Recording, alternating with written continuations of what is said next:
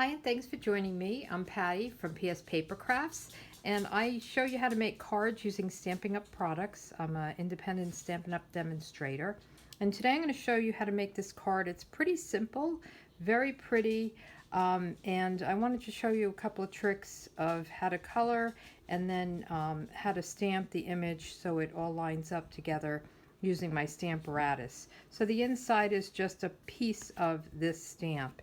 I'm using the hand-drawn blooms, and it's really beautiful. I love these stamps together, and then you could add a couple of other flowers if you wanted to. And there's also a die that comes with it, and it's called the Banner Bloom Dies. And you can bundle this together to save 10%. The die does not cut this out. It has its own like floral piece. And then there's some leaves and things like that. And it has these banners. And I'll show you a card I made where you can include these right into the floral piece. So I made a card, and if you look on yesterday's blog, you'll see it. This was cut out using this. I colored all the flowers with stamping blends, and I stamped this wishing you a happy birthday right on there. It fits perfectly. And then on the inside, I used a different stamp set because I had somebody in particular and I can't even think of the name of it, but if you look at yesterday's blog post, you'll see it. But this was just the sentiment that I wanted. So anyway, let's get started. I am going to use, as I said, my Stamparatus. And isn't this color pretty? This is the new Magenta Madness, and I really love it. It's a little bright, and I wasn't sure about it, but I really do love it. So I have my Whisper White cardstock, and I have my Stamparatus. Let me just pull that over. And the Stamparatus is a great tool to just make sure that you're lining up your stamps perfectly. And it's a I guess a stamp alignment tool. And you could do a lot of different things with it. It's a great little tool. And it actually has a door that hinges this way as well, but I'm only going to use the one door. So I'm just going to lay this down where I want it and use my magnet. I have it lined up in my grid. And then I'm going to get the stamp, which I usually have my stamps mounted, so I'm a little off here. And I'm going to use this big flower stamp, or the bouquet stamp, and I'm just going to lay it. I just want to make sure, so the bottom is kind of the end there. And I'm just going to lay it down and close my door, and when I press down, it will pick up the stamp itself.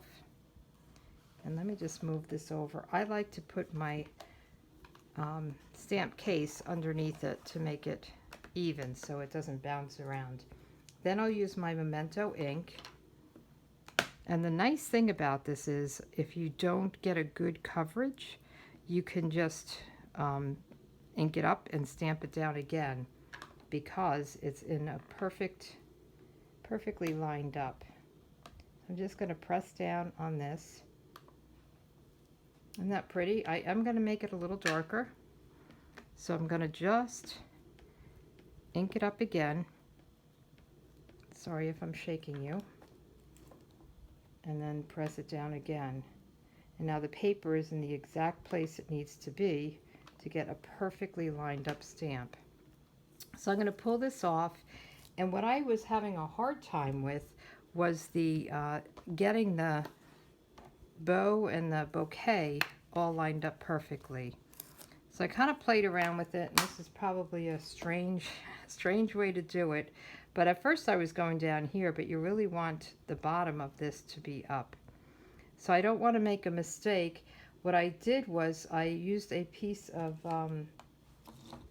clear plastic, which I have here somewhere. And it's just the cover to some gems I have. And I'm just going to lay this down here. And I just want to make sure that, oh, and I moved it. I have it lined up in the grid. And I'm just going to put this down here. And then I'll line this up where I think it will be. And I'm kind of going side to side I'll close the door to pick up the stamp. Put my stamp set right there. And I'm going to ink this up again. And I'm using the Memento black ink. And let me just do it a little bit darker. There we go. And now I'm going to close the door and press down. And now it's on the plastic.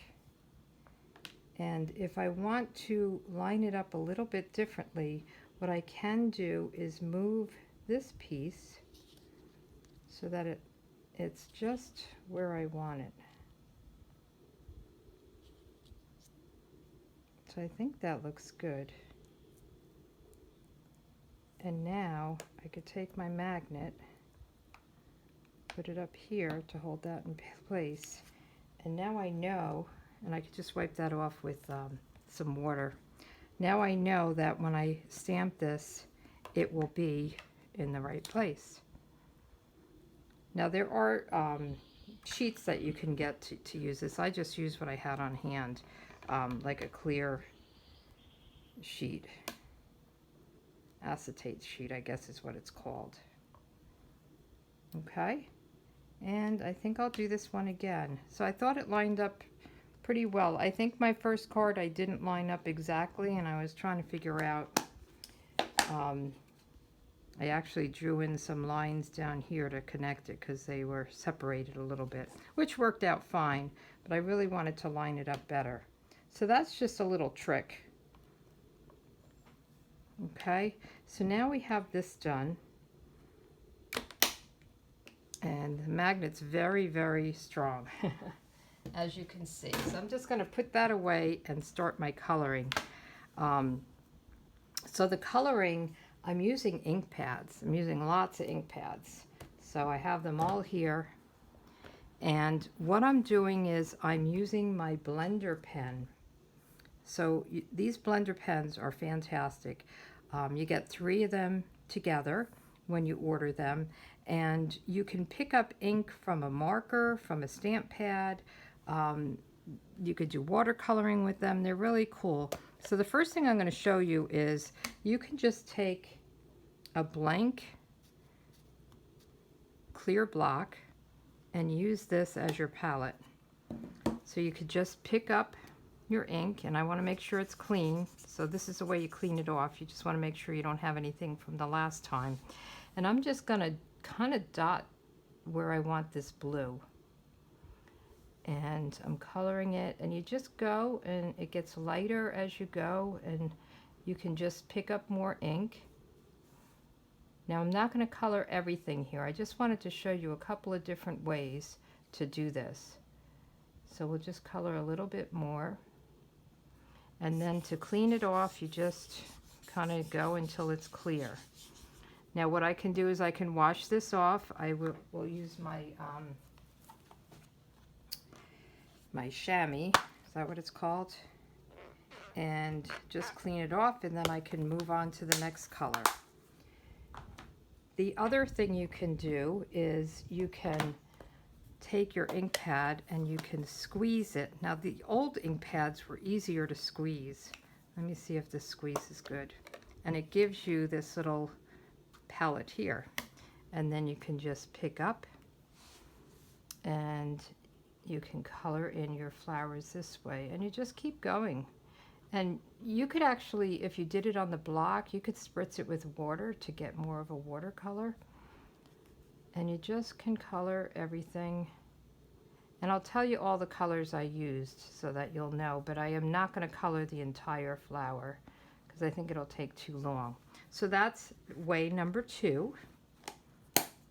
And then we're going to just clean it off, and I would suggest that you do your light colors first, just in case you don't get all the color off. Like this Magenta Madness takes a while to get the color off, I have to tell you. And let's do the Highland Heather. Now this one, see, I colored it that way. You can just pick right up. I just want to make sure it looks good. Pick it right off of here, and you could pick it right off of a marker too. And you can just color it.